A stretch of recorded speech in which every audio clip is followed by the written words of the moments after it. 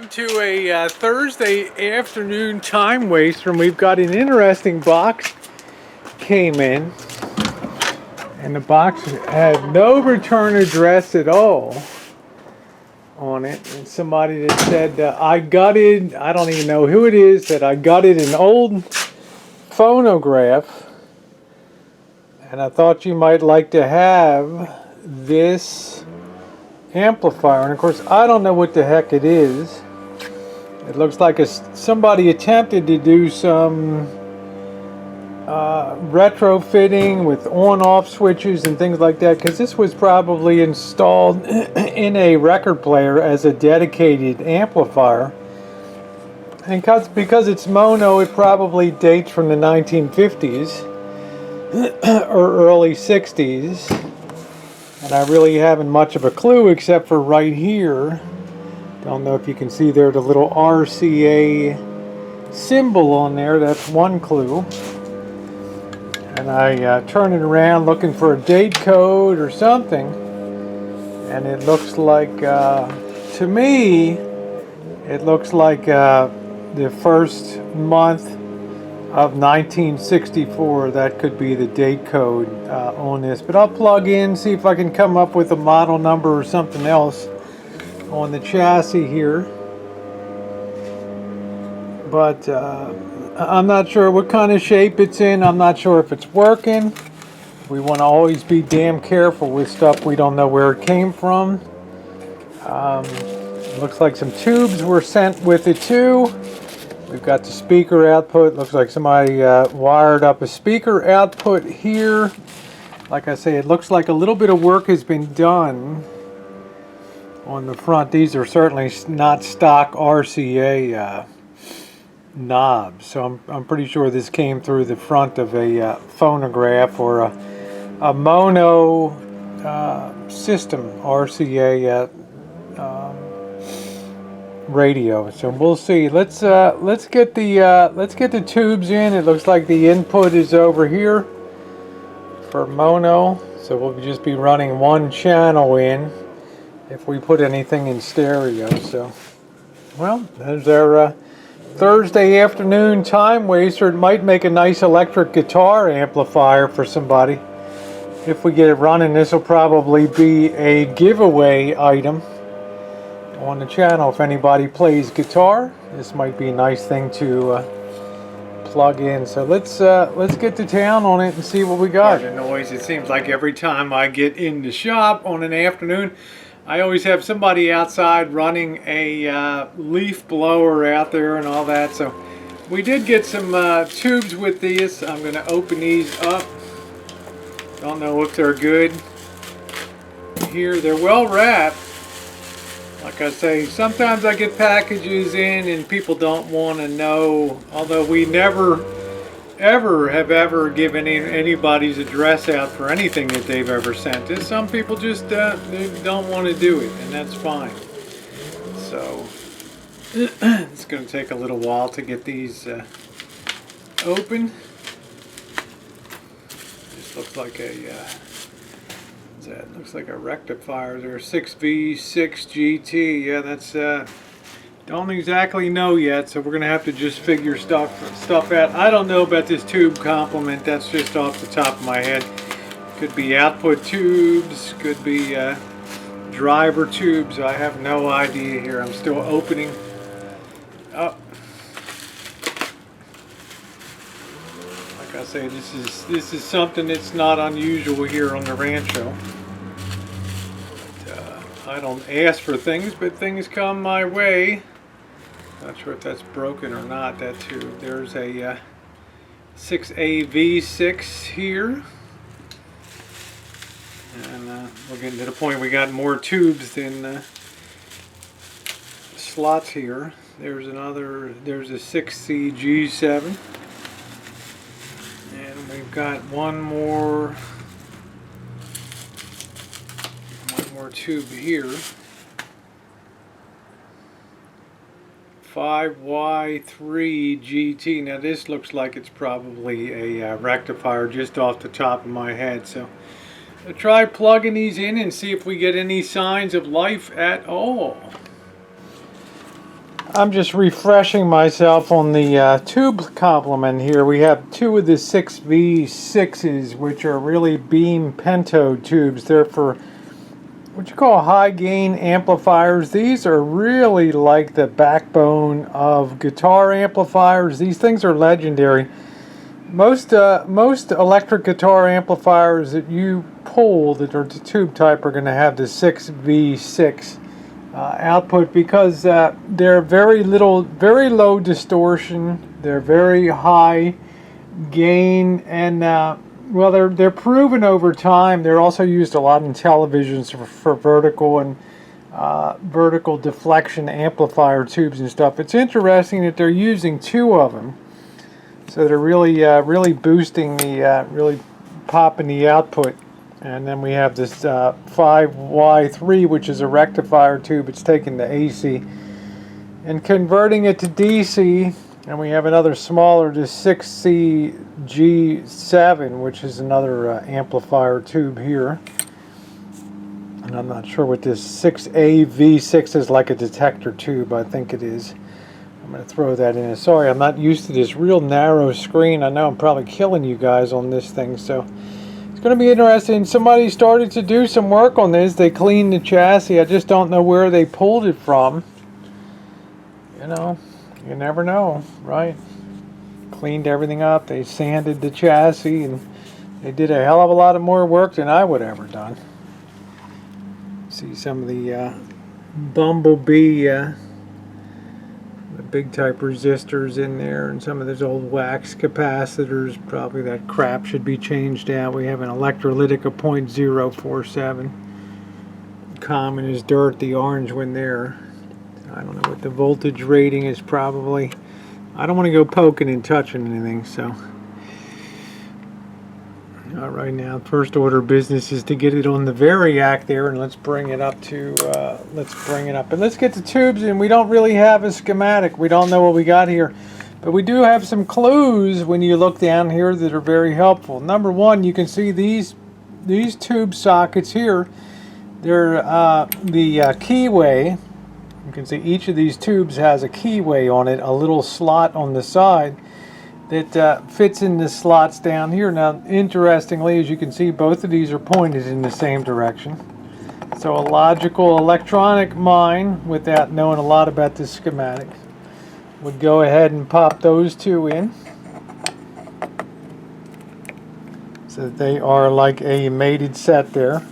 And then that would leave our rectifier tube over here. And we have a 2, 4, 7 pin tube over here, which is, this is the only thing that could be, is a 7-pin tube. We're going to go ahead and probably going to need 2 hands for that.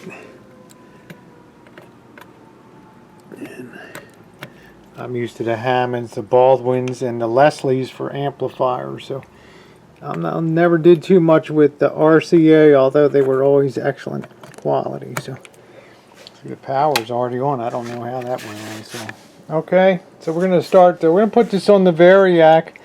I see our little detector tube had lit up. So let's go ahead and start our power here. Let's get a little power to the unit and see what we get. Cut though. These are smoked glass, these 6V6s, so it's very difficult to kind of see a filament. So I'm going to turn off the light for a minute. I don't see any smoke or anything. I've got signs of life here, over here, and a little bit down in that first stage amp down here. It's interesting, this seems to use 2-stage amplification. Actually, it looks like 3-stage, so this thing's probably got pretty good output. So let's go ahead and pop the power up here. Run her up all the way. And I do see signs of life in our 6V6 beam pentode tubes here, so that's a good thing. These are actually Philco, Philadelphia Electric Company tubes, so I imagine they'll probably be good too. So what do you say we input something here and see if we get something outputted? Let's go ahead and hook a speaker up and see if we get anything out of it. I think we got everything all set. We got a small pile speaker hooked up here.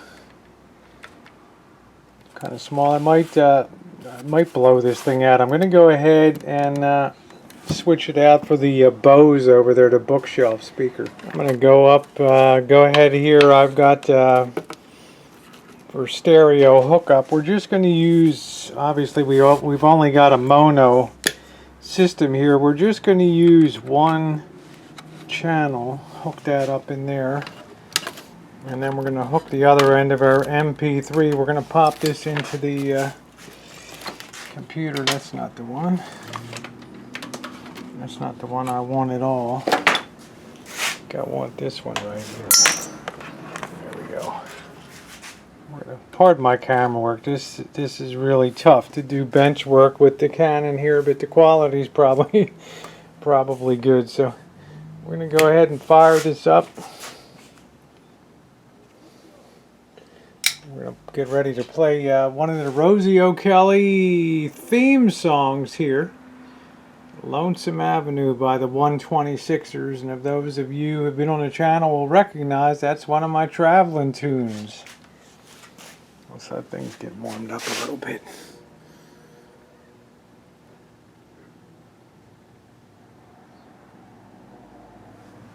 Alright, let's see what we get.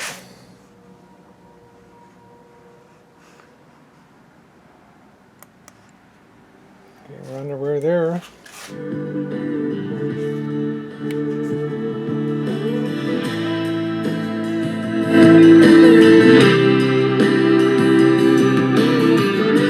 Doesn't sound bad, huh? Got your bass?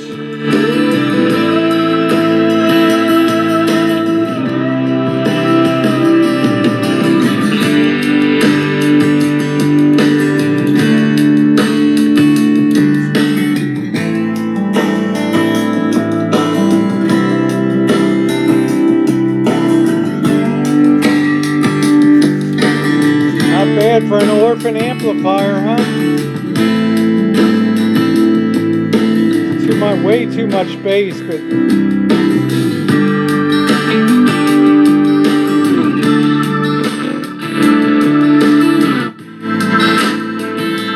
this would blow your eardrums out. This thing has so much gain.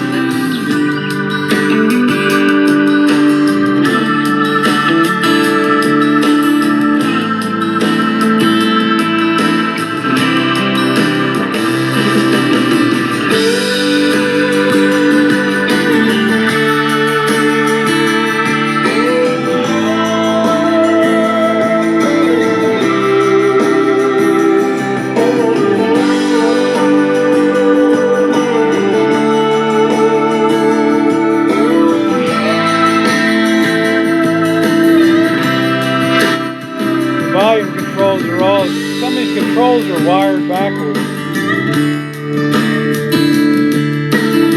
Turning clockwise should increase, but it's on a decrease, as you can see.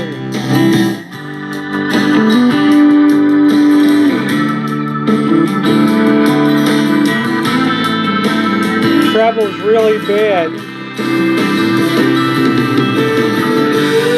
Probably why they junked it.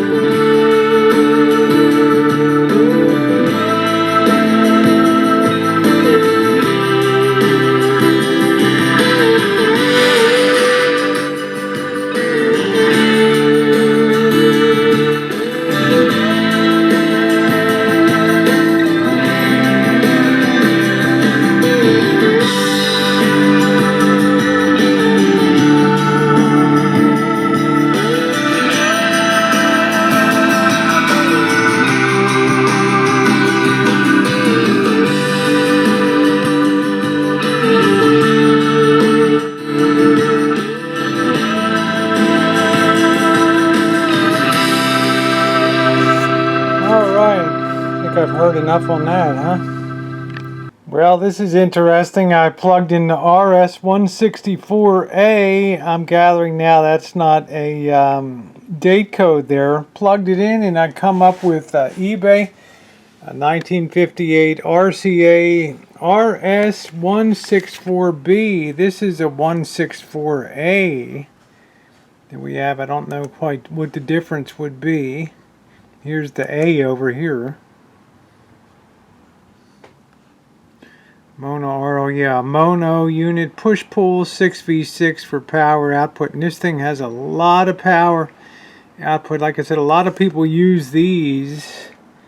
A lot of people use these for electric guitar. You can see this guy sold one recently and sort of featured it as a guitar harp amplifier. So couldn't get that going. So, you know, 199 bucks. I guess the dude sold it. So thank you, whoever sent that to me.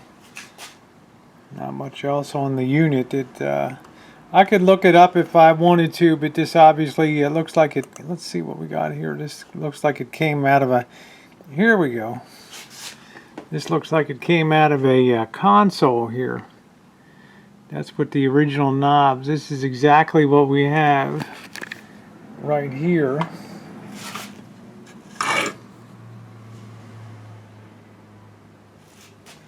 Exactly what we have right here. Right there. So interesting. So this came out of a mono 58 mono. I want to say a Hi-fidelity set that would sit in your living room. So, and that's what the faceplate would look like. The loudness, the bass, and the treble. See, there's no switch on the side. Over here, if we zoom in here, you can see there's no, where I'm pointing to here, there is no switch, but somebody's gone ahead and installed the power switch there. Very interesting. And that's a shielded detector tube up there.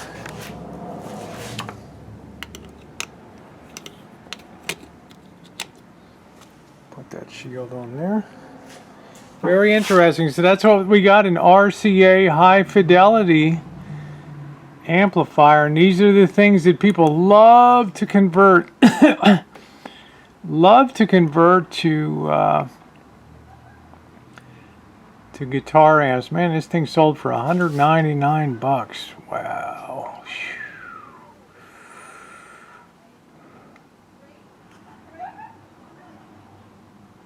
Restoration tube life guarantee. These are not cheap tubes. These 6V6 beam pentode tubes are not cheap. That's very interesting. Well, we know what it is now. There it is. Now, why are we having the tonal issues? Well, for one thing, it's wired. Whoever rewired here has this wired backward. Now, this would make a nice deck system. You don't necessarily need stereo out on a back deck, and if you build a weatherproof case, you can have a really nice outdoor deck mono system to listen to. And man, this thing will rock. Even though this thing's like 10 watts, this thing will rock. This thing will blast the neighborhood here. This thing is crazy powerful with this multi-stage amplification. But if we look underneath, and we want to be careful, my standard caution is a lot of this high voltage stuff can definitely kill you. No ifs, ands, or buts about it. A lot of these capacitors up in here, especially on top, you can see where it says 450 on there.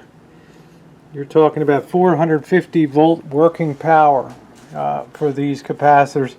You start mucking around with the bottom of that cap can there, it might be the last thing you ever do on planet Earth. So you have to be very careful. But let's stick to the, let's talk about what's going on. If you look in here, these are some of the tone capacitors here, and you can see these things look pretty bombed out. Here's some more. I think that's the volume control over there. But these tone caps are likely shot. So all of this should be changed out. All of these old wax caps. So we might go ahead and order them up. Actually, I have boxes and boxes of that crap. Where is my, this is like the mad scientist workshop. I have a whole damn container. There they are. I got more capacitors than the Federal Reserve's got $2 bills, right? Look at that. Everything under the sun. So I'm going to go ahead and replace some of those. Might make a cool little project. We'll replace one at a time, which is the smart thing to do. We're always looking for the .047s here, which is the smart thing to do. And then see what we get. If there's a .047. No, that's not. Anyway, you get the idea. That's why we're having tone problems, because those capacitors are critical for oscillations and charge and discharge many millions of times a second here. And if they're malfunctioning, and we can test some of them. Let's throw one on the tester now and see what we get. Some of them measure okay. You can see I have this .047 microfarad, a 400 working volt job right there.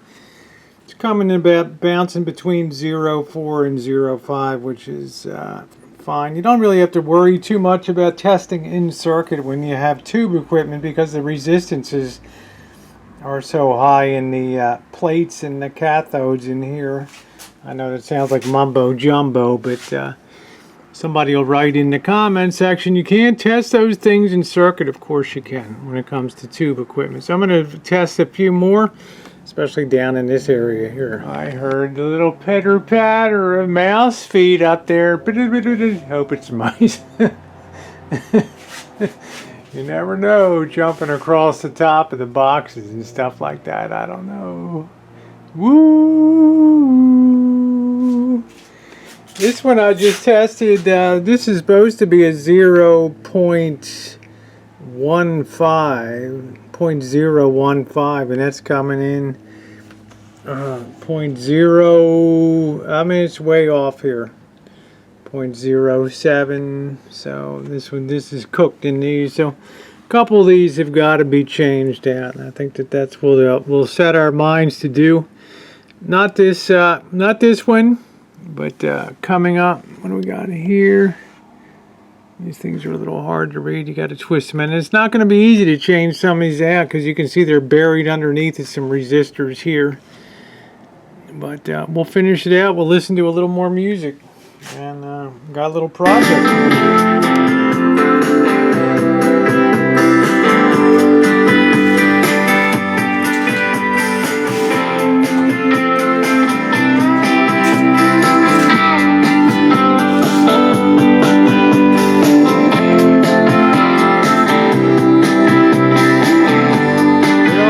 Gain amplifier, beautiful for electric guitar.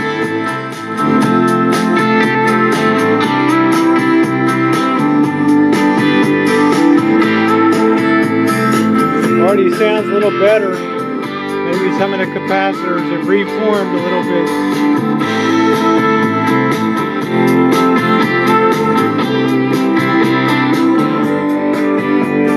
It's another Rosie theme song. Woo!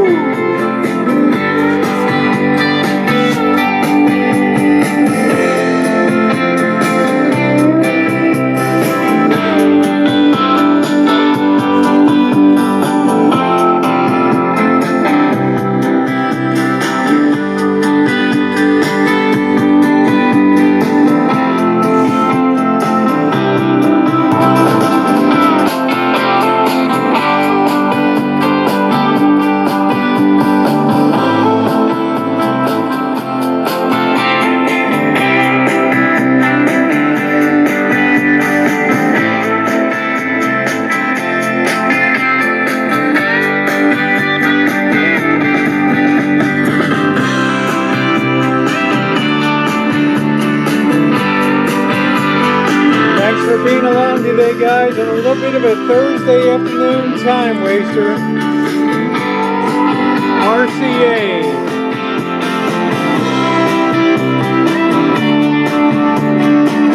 RCA 1958.